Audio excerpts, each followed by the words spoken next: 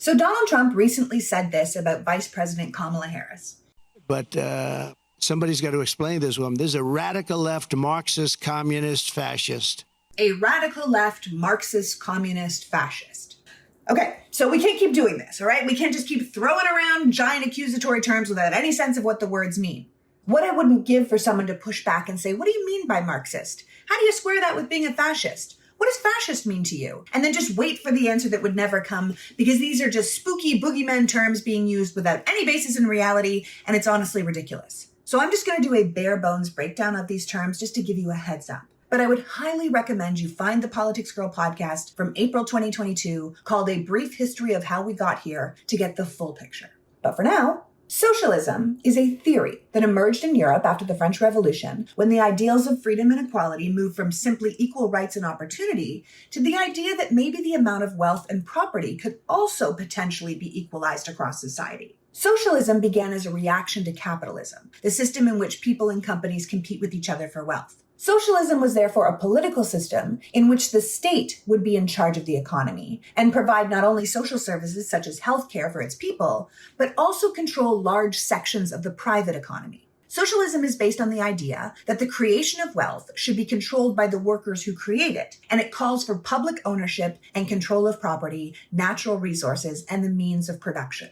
So no matter what you hear about socialism in America, there is not now, nor has there ever been, a single registered Democrat who has proposed a government-controlled private sector that shares the wealth of previously private companies among everyone. We are capitalists through and through in this nation. Then there's communism and Marxism. Back in the 17 and 1800s, when people were pitching socialism, some people thought it was going too slow. They wanted to go further and faster and completely overthrow the capitalistic system. A German scholar named Karl Marx believed that the workers would eventually create a socialist system known as communism. In a communist society, there would be no private property or government at all. People would produce and share goods and wealth based on their different needs and abilities. Karl Marx, along with Friedrich Engels, would go on to publish the Communist Manifesto, where communism was basically an extreme form of socialism that aimed to replace private property and a profit-based economy with public ownership and communal control of all major means of production and resources in a society. In a fully realized communist society, there would be no class divisions or government, and everyone would get what they needed when they needed it.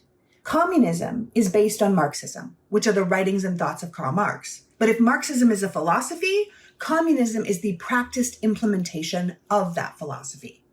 Again, none of that even remotely fits into any modern political movement in American society. The only thing that really differentiates communists from Marxists is the method in which they expected society to change. Communists believe it had to happen by revolution. So, not by campaigning for votes and then hoping to get elected using a 240-year-old electoral college system that favors your opponent, like Kamala Harris is trying to do.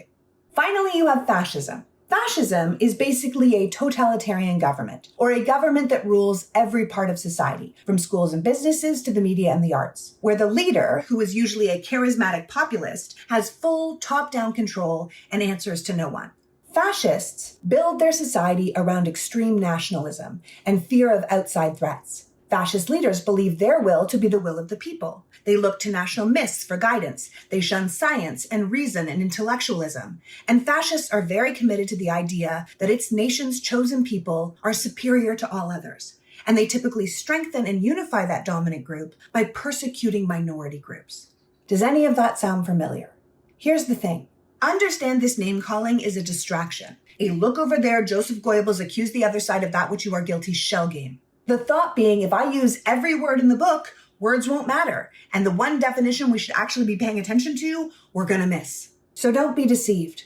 We are in no danger of socialism or Marxism or communism. But fascism? That's a real possibility.